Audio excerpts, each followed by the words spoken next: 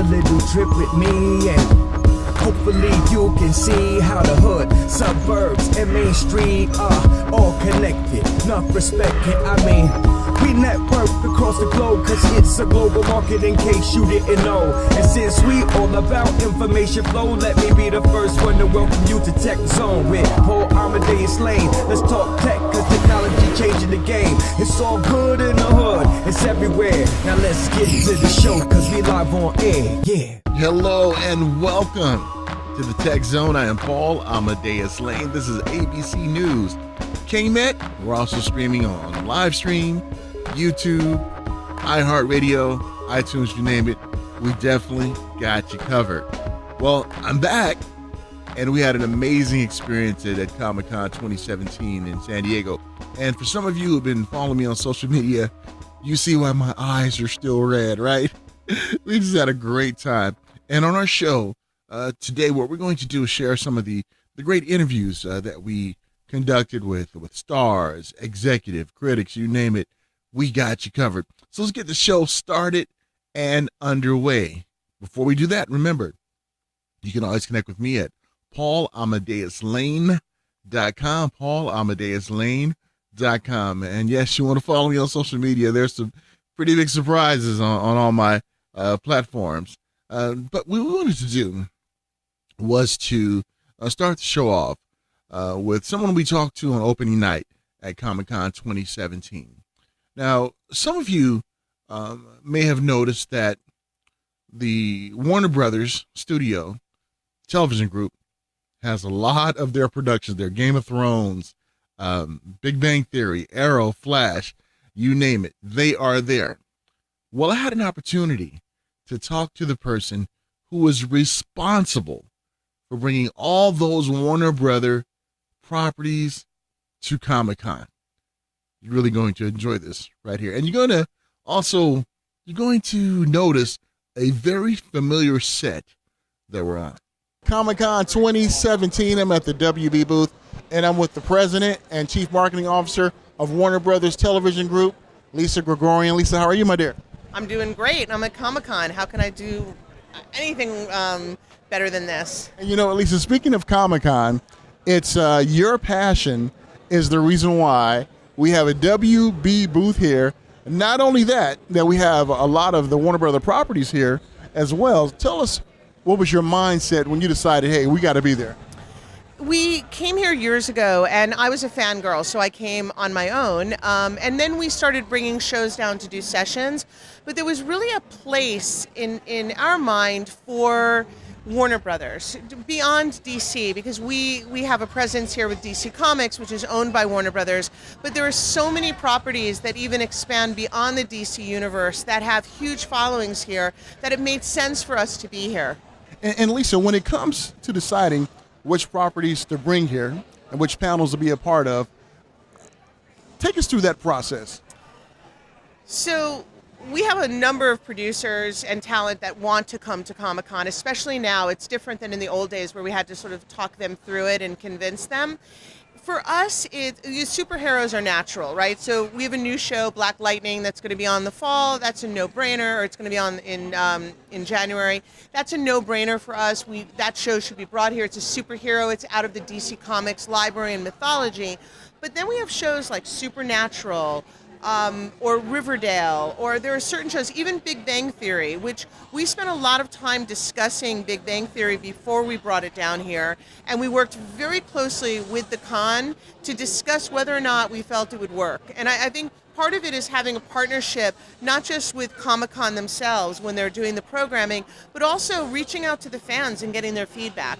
And Lisa, when we look at the presence here that Warner Brothers has here, when you decided to say, hey, we need to be at the con, do you sit back and think, wow, this is pretty cool?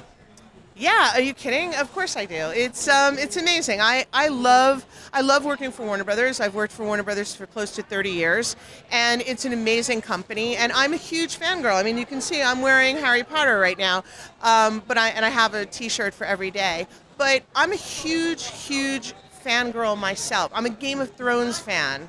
So for me, being here, these are my peeps. Forget that these are all these shows that I love working on, that it's a company that I adore working for.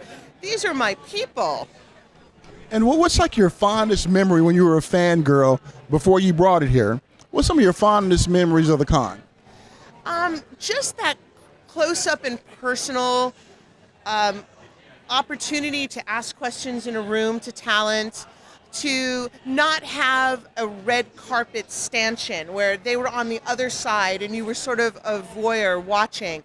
There's a participation here. There's a moment of connection here that exists that doesn't really happen anywhere else.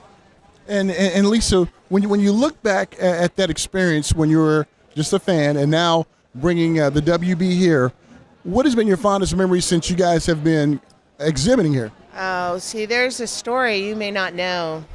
So we brought the Owl Ship in 2008. I think that's the year. And it's actually a funny story because I didn't realize you had to pay drayage, which when you actually attend a convention, they weigh every piece that you bring onto the convention floor. So it was 12,000 pounds, which was a late note. But anyway, so we had the Owl Ship, and there was a gentleman who had written the Watchmen series, and he was here. And there was a young man outside. He couldn't have been more than 26 or 28 years old. And he had been serving in the military. And I won't tell you where he was, but he had been serving in the military. A number of his comrades had lost their lives. And the Watchmen was something that they connected with when they were away.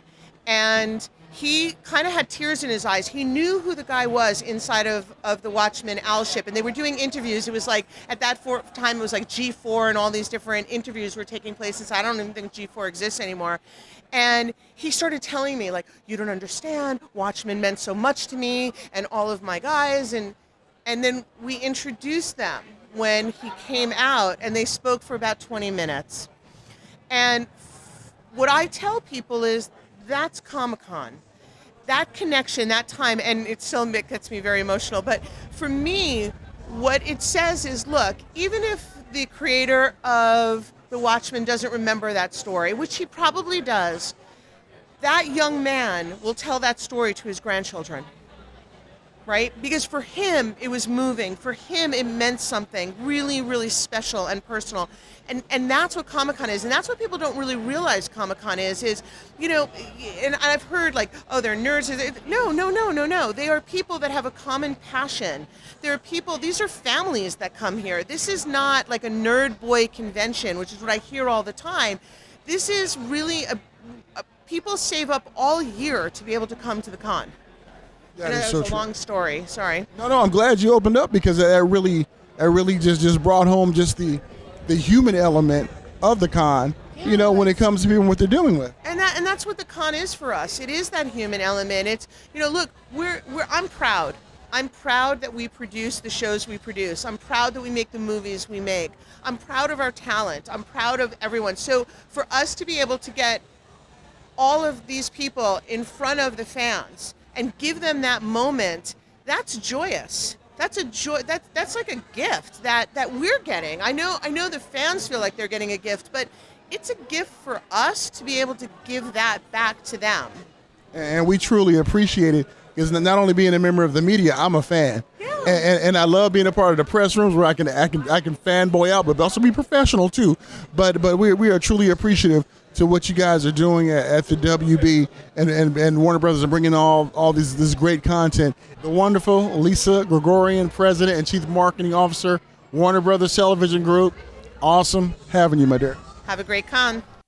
I'd like to thank Lisa Gregorian once again for joining me, President and Chief Marketing Officer over at Warner Brothers Television. And it was an amazing time being there and going to the various press rooms that Warner Brothers were putting on there. Got a chance to meet some great people at the Warner Brother Media Mixer. Second time in a row I got invited there. And I guess I didn't embarrass myself the last time, so I got invited back. But Lisa, thank you and your crew. You guys do a fantastic job. And here are some of the highlights of that night. Some of the pictures that I took with some of the great stars of the WB. Grant Gustin, Mr. Flash himself, We got Cole Sprouse from Riverdale, plays Jughead Jones. Stephen Amell, Arrow. And Candace Patton plays Iris West on The Flash. And Cress Williams. Cress is the new star of Black Lightning, so stay tuned for that. That's going to be an amazing show. And Cisco Ramon, Carlos Valdez had a blast, and KJ Appa from Riverdale. Archie, it was a great time. Hey, when we get back, we're going to talk to a critic out there who is very opinionated and who has some opinions on a lot of shows out there. Stay tuned, coming up.